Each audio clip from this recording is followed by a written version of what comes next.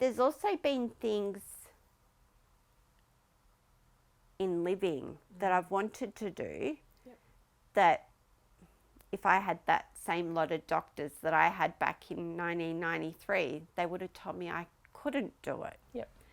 And that's things such as hot air ballooning, Amazing. indoor skydiving, going on a helicopter ride, staying in accommodation that maybe isn't disabled friendly, that they claim to be disabled friendly.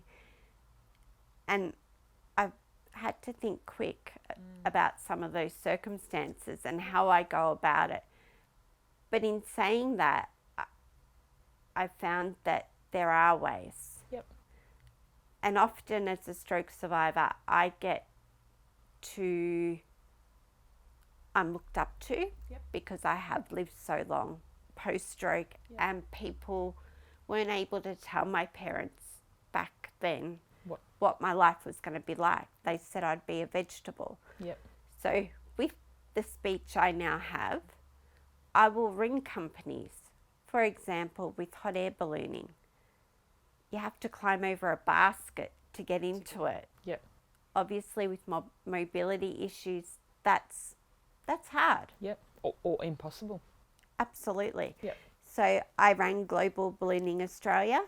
I explained my situation to them, and they said they've got one easy access basket.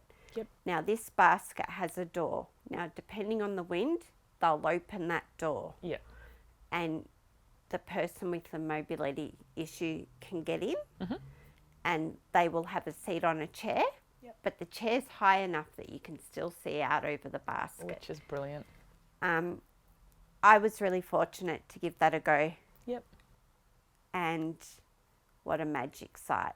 I bet. Over the Yarra Valley, and it was just like there was 3 different colour balloons up in the air, and it just looked like confetti. Yeah. Ready to come down. But I rang Global Ballooning Australia. I said I'm in a wheelchair. I explained the challenges that I have. So I said I'm going to need accommodation that's disabled friendly. Yep.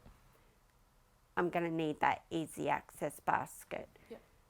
What's involved? Is it extra? Do I need a medical certificate from my GP? Like all these sort of things I now have to think about on top of what am I going to pack as a young woman? Yep. Who's coming with me? Yep. All of those sort of things. Yep.